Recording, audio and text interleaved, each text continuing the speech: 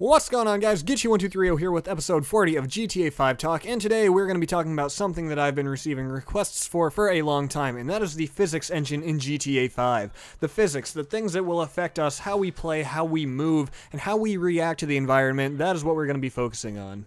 So we're going to start out by explaining what a physics engine really technically is, and then we're going to move on to the history of the physics engines in Grand Theft Auto, the whole series. So a physics engine is defined as an approximate simulation of certain simple physical systems. These include object collisions and fluid dynamics. Now when we say object collisions, this doesn't only mean cars, but technically in a video game, our body is also, an object. Basically anything that is affected by gravity in the game is an object, whether that be, you, whether it be a car, a hot dog stand, a pile of boxes, anything like that. So now that we have an idea of the technical definition of a physics engine, why don't we look at the history of it in Grand Theft Auto games. Now in Grand Theft Auto 1 and 2, there wasn't really much of a physics engine, being that the entire thing was two-dimensional, but once we get into the 3D world, starting with Grand Theft Auto 3, this is where the physics engine really starts to come into play. So Grand Theft Auto 3 was the introduction of renderware. That was the physics engine that Rockstar used from Grand Theft Auto 3 all the way up to Vice City Stories. Now with the use of the renderware physics engine, object collisions were extremely crude. I mean, yeah, the physics were decent for their time. Objects could bounce off other objects and they could slide against other objects, but dynamic objects in those games will not experience gravity unless affected by the environment. If a dynamic object is placed incorrectly above ground, the object can appear to hover above the ground. It should also be noted that the collision models were not made to match the model of the object exactly. Now this caused many anomalies, including the appearance of going through objects, invisible walls, and the appearance of standing on air. In addition to all of that, dynamic objects also had problems when colliding at high speeds. That caused objects to get stuck within other objects, or it also caused objects to go through other objects entirely. So you've got a lot of different problems with these objects, from going through each other, to getting stuck, to just not interacting correctly, and that's what we dealt with from Grand Theft Auto 3 all the way up to Vice City Stories. Then, years later, the release of the Xbox 360 and PlayStation 3 broke down the technical barriers that were preventing these games from having these better physics engines. So it was with the release of Grand Theft Auto 4 that we saw the physics engine that Rockstar now uses, which is called the Rage Physics Engine, which stands for Rockstar Advanced Game Engine. Now this includes a proprietary physics engine and also runs along with the Euphoria animation engine, which you may or may not have heard of. Now improvements to the physics engine were vast. It was a huge improvement. We saw Ragdoll Physics and all new things like that. However, the engine still suffered from some anomalies that we just talked about.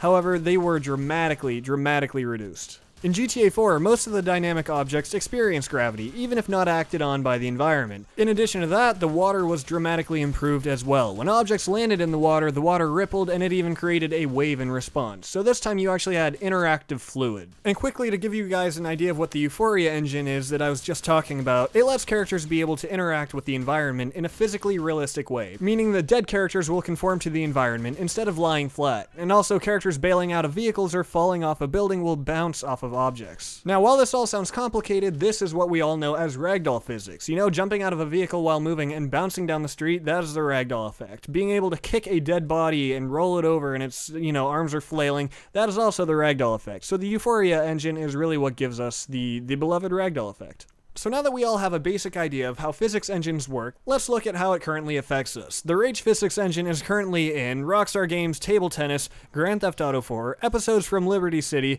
Midnight Club Los Angeles, Red Dead Redemption, Max Payne 3, and also Grand Theft Auto 5. So we're going to see the Rage Physics Engine return because we're still on these current gen consoles where, in the previous generation, as I said, we saw renderware, and then on the 360 and PS3, we've still got the Rage engine, which I'm okay with. In Grand Theft Auto 4, it was great. So what does this mean for us in Grand Theft Auto 5? What does this mean for the ragdoll effect and how we will interact and react with the environment? Well, this means that we are not going to see a huge dramatic improvement from Grand Theft Auto 4 to Grand Theft Auto 5. It might be updated, it might be slightly improved, but there's not going to be a huge jump like there was from San Andreas to Grand Theft Auto 4. That was a whole new physics engine, a whole new generation of consoles.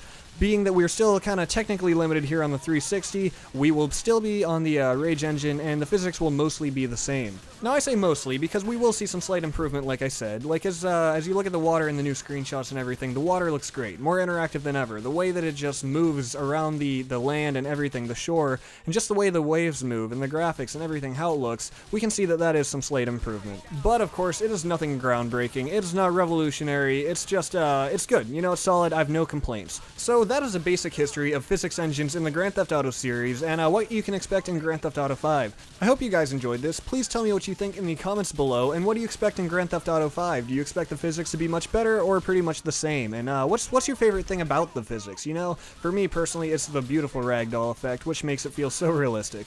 So, guys, thanks for watching. Stay tuned for more Grand Theft Auto 5 in the future, and I will see you next time.